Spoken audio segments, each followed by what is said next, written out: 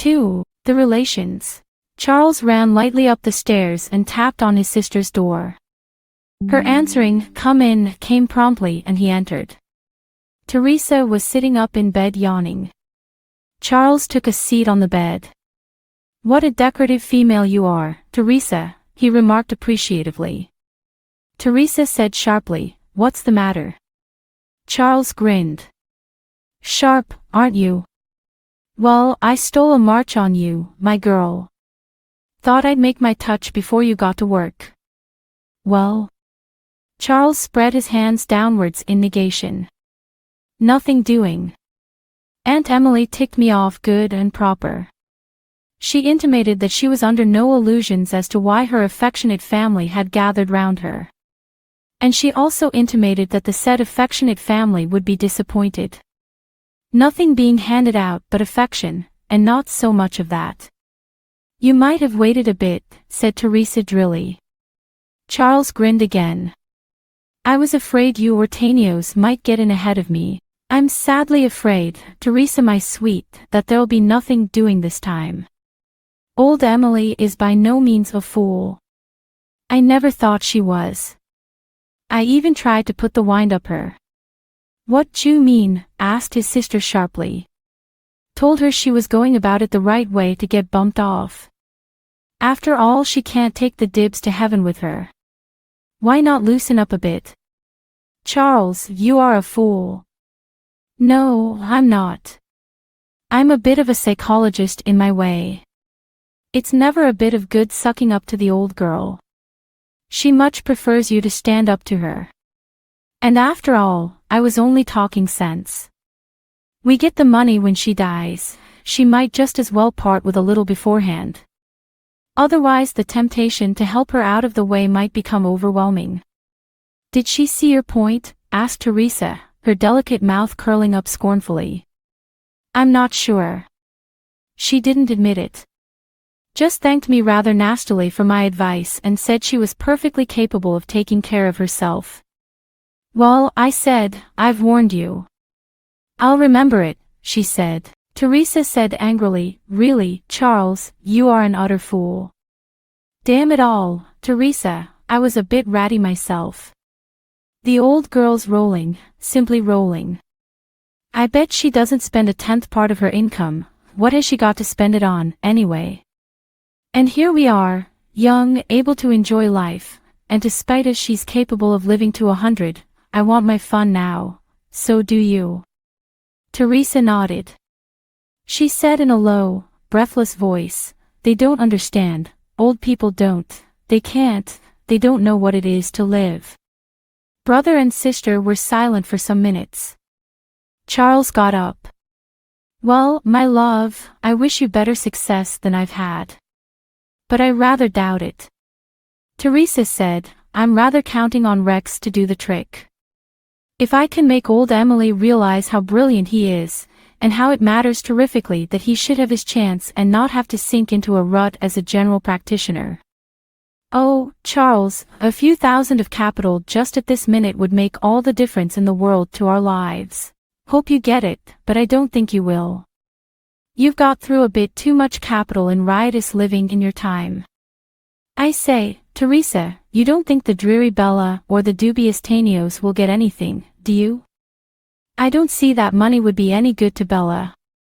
She goes about looking like a rag bag and her tastes are purely domestic." "Oh, well," said Charles, vaguely. "I expect she wants things for those unprepossessing children of hers, schools, and plates for their front teeth and music lessons. And anyway it isn't Bella, it's Tanios. I bet he's got a nose for money all right. Trust a Greek for that. You know he's got through most of Bella's. Speculated with it and lost it all. Do you think he'll get something out of old Emily?" "He won't if I can prevent him," said Charles, grimly. He left the room and wandered downstairs. Bob was in the hall. He fussed up to Charles agreeably. Dogs like Charles. He ran towards the drawing-room door and looked back at Charles. "What's the matter?" said Charles, strolling after him. Bob hurried into the drawing room and sat down expectantly by a small bureau. Charles strolled over to him. "What's it all about?" Bob wagged his tail, looked hard at the drawers of the bureau and uttered an appealing squeak. "Want something that's in here?" Charles pulled open the top drawer. His eyebrows rose. Dear, he said. At one side of the drawer was a little pile of treasury notes. Charles picked up the bundle and counted them. With a grin he removed 3 one-pound notes and 2 ten-shilling ones and put them in his pocket. He replaced the rest of the notes carefully in the drawer where he had found them. "That was a good idea, Bob," he said. "Your Uncle Charles will be able at any rate to cover expenses. A little ready cash always comes in handy." Bob uttered a faint reproachful bark as Charles shut the drawer. "Sorry, old man," Charles apologized.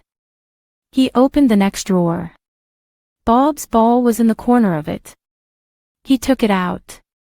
"Here you are. Enjoy yourself with it."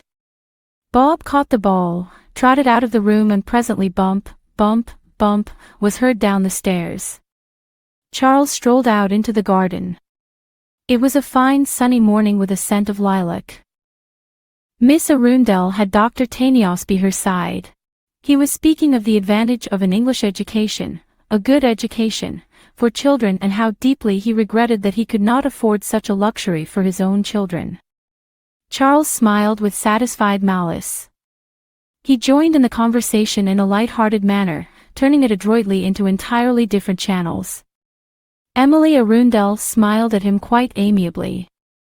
He even fancied that she was amused by his tactics and was subtly encouraging them. Charles's spirits rose. Perhaps, after all, before he left, Charles was an incurable optimist. Dr. Donaldson called for Teresa in his car that afternoon and drove her to Wortham Abbey, one of the local beauty spots.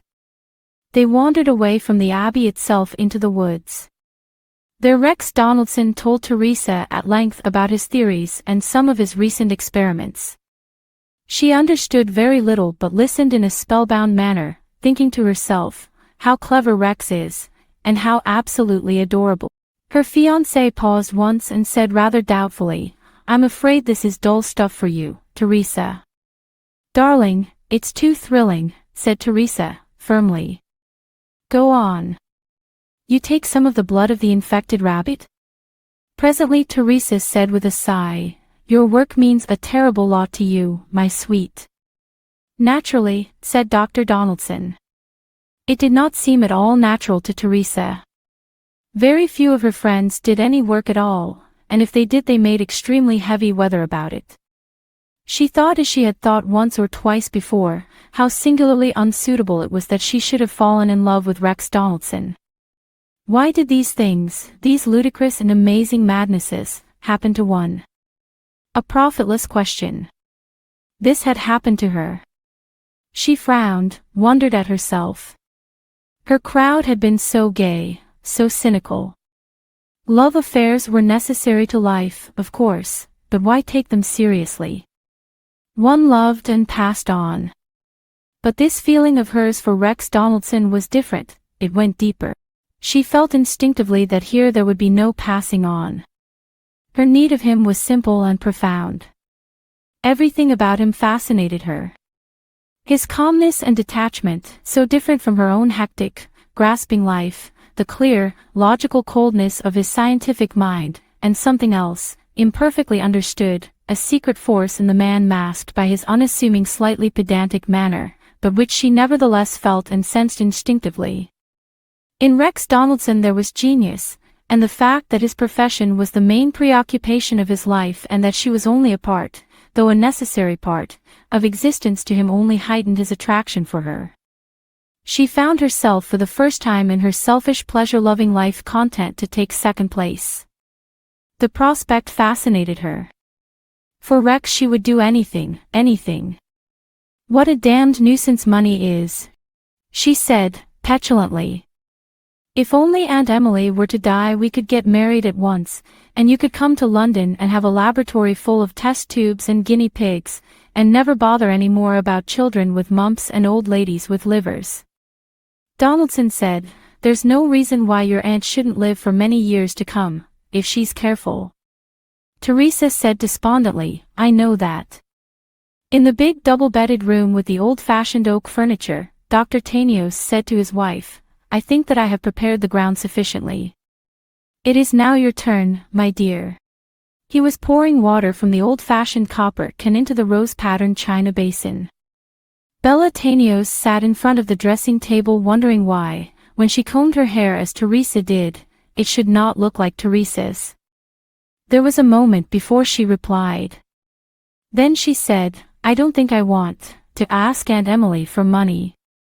It's not for yourself, Bella, it's for the sake of the children. Our investments have been so unlucky." His back was turned, he did not see the swift glance she gave him, a furtive, shrinking glance. She said with mild obstinacy, "All the same, I think I'd rather not. Aunt Emily is rather difficult. She can be generous but she doesn't like being asked." Drying his hands, Tanios came across from the washstand. "Really, Bella, it isn't like you to be so obstinate. After all, what have we come down here for?" She murmured, I never meant, it wasn't to ask for money. Yet you agreed that the only hope if we are to educate the children properly is for your aunt to come to the rescue." Bella Tanios did not answer. She moved uneasily. But her face bore the mild mulish look that many clever husbands of stupid wives know to their cost.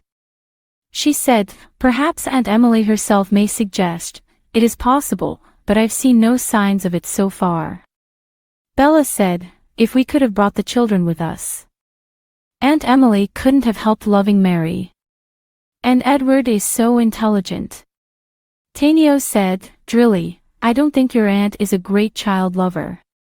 It is probably just as well the children aren't here." "Oh, Jacob, but, yes, my dear. I know your feelings. But these desiccated English spinsters, bah, they are not human. We want to do the best we can, do we not, for our Mary and our Edward? To help us a little would involve no hardship to Miss Arundel." Mrs. Tanios turned, there was a flush in her cheeks. "Oh, please, Jacob, not this time. I'm sure it would be unwise. I would so very much rather not." Tanios stood close behind her, his arm encircled her shoulders. She trembled a little and then was still, almost rigid. He said and his voice was still pleasant, "All the same, Bella, I think you will do what I ask. You usually do, you know, in the end. Yes, I think you will do what I say."